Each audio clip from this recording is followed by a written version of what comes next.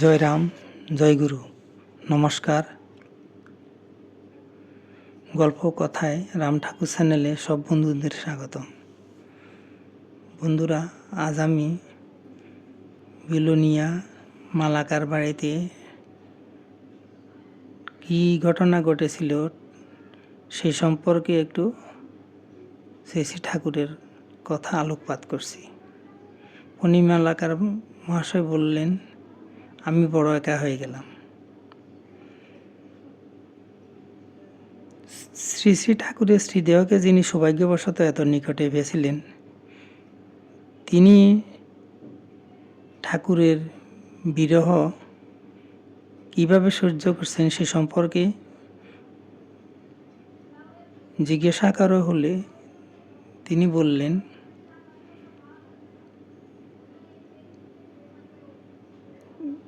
জিজ্ঞাসা করা হয়েছিল যে ঠাকুরের কথা মনে হলে আপনার কষ্ট হয় না? তখন তিনি বলেছিলেন, হয় বই কি। পুনরায় জিজ্ঞাসা করলে ঠাকুরের কথা পুনরায় জিজ্ঞাসা করা হলো যে ঠাকুরের কথা মনে করলে আপনার কখনো কান্না পায়? শ্রীযুক্ত ফণিমালাকার মহাশয় বললেন, মাঝে মাঝে এত কান্না আসে যে আমি নিজেও বুঝতে পারি না আমার এমন অবস্থা হয় কেন। তখন আমি বেশ কাঁদতে থাকি, তবে তিনি আসেন।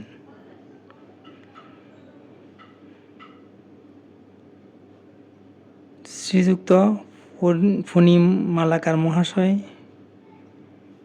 বললেন যে তার বিলোনিয়ার বাড়িতে শ্রী শ্রী ঠাকুরের পদচিহ্ন তখনও পাওয়া যেত। সে সম্পর্কে একটি ঘটনার উনি আলোকপাত করলেন। তিনি বললেন, শ্রী শ্রী ঠাকুর তখন শ্রীদেহ রেখেছেন, বেশ কয়েক বৎসর গত হয়ে গেছে। আমার ঠাকুরের প্রতি খুব অভিমান হয়েছিল।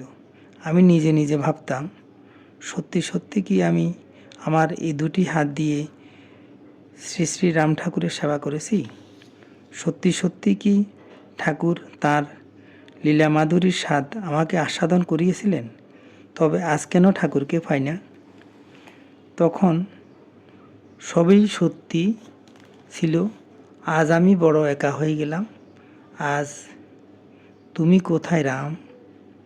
তুমি কি এখন নেই? আমি বুঝতে পারি না কেন তুমি আসো। এইভাবে ঠাকুরের স্মৃতি স্মরণ করে তিনি আকুল হয়ে যেতেন। বর্তমানে মালাকার বাড়ির যে অংশটুকু স্মৃতি মন্দির করার জন্য ঠাকুরকে দানপত্র করা হয়েছে, সেই অংশে দানপত্র করার পূর্বে একখানা ঠাকুরঘর ছিল। সেখানে শ্রীপটে ঠাকুর নিজেই পূজা করেছিলেন।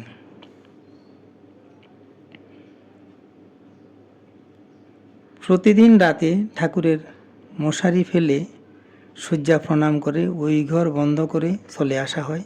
পরের দিন বাল্যভোগের সময় ঠাকুর শয্যা তোলা হয়। সেদিন যথানিয়মে ঠাকুরের শয্যা তুলতে গিয়ে বিছানার উপর পদচিহ্ন যুগল গোচরে এলো। ফণিবাবু ঠাকুর ঘরে গিয়ে ওই পদচিহ্ন দেখে বুঝতে পারলেন এ ঠাকুরের পদচিহ্ন।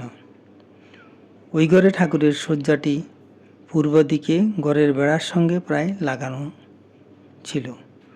ওই দিকে কোনো লোক যাওয়া সম্ভব নয়। ওই পদচিহ্নটি দেখে মনে হয়েছিল যেন শ্রী শ্রী ঠাকুর ওই শয্যার পূর্ব পাশে, অর্থাৎ পূর্ব দিক থেকে পেছনে পশ্চিম দিকে ঠাকুরের সম্মুখ ভাগ রেখে শ্রীপদের সামনের পাতায় জোর দিয়ে দাঁড়িয়েছিলেন। ফণিমালাকার মহাশয় বললেন, ওই পদচিহ্ন যুগল যেন সামান্য বালিযুক্ত ছিল। বালি থাকলে যেমন একটু চিকচিক করে, তেমনি ওই পদচিহ্ন যুগল একটু চিকচিক করছিল।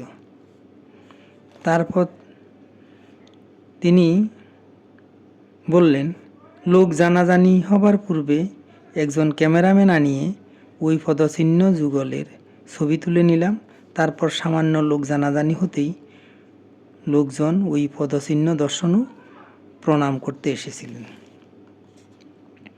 ঠাকুরের শয্যার চাদরের উপর শ্রীপদ যুগলের অর্ধাংশে ছাপ রেখে এই কথাই প্রমাণ করলেন যে ঠাকুর আজও আছেন। শ্রীযুক্ত ফণিমালাকার এই কথাগুলি বলতে বলতে তার ধুতির আঁচল দিয়ে বারবার চোখের জল মুছেছিলেন। তারপর বললেন, ঠাকুর বাহ্যত অপ্রকট হয়েছেন ঠিকই, তবে অপ্রকটেও ঠাকুরকে পাওয়া যায়। বন্ধুরা, এখন আমি দু একটি বেদবাণী পড়ে আপনাদেরকে শোনাচ্ছি। ঠাকুর বলেছেন, সত্যকে সর্বদা আহরণ করিবে। ঠাকুর আবার বলেছেন, সংসার মায়াময়, সময় দুর্দিন, নানান ভাবেরই অভাব। এজন্য ভগবানের শরণ নিয়া সর্বদা মনকে, বুদ্ধিকে, বাসনাকে শোধন করিতে যত্ন থাকাই জীবভাবের কর্তব্য কর্ম। সর্বদাই ভগবানের অধীন হইতে চেষ্টা করিবেন। বেদবাণী 1। বন্ধুরা, আজ এ পর্যন্তই। আগামী দিন আবার শ্রী শ্রী ঠাকুর সম্পর্কে গল্প ও বাণী নিয়ে আপনাদের সাথে থাকব। বন্ধুরা, চ্যানেলটি যদি আপনাদের ভালো লেগে থাকে তাহলে সাবস্ক্রাইব করে পাশে থাকবেন, আর নূতন বন্ধু হলে সাবস্ক্রাইব করতে ভুলবেন না। আর বেশি বেশি করে লাইক, শেয়ার এবং কমেন্ট করবেন। ধন্যবাদ। ভালো থাকবেন। জয় গোবিন্দ। গুরু কৃপাহি কেবলম।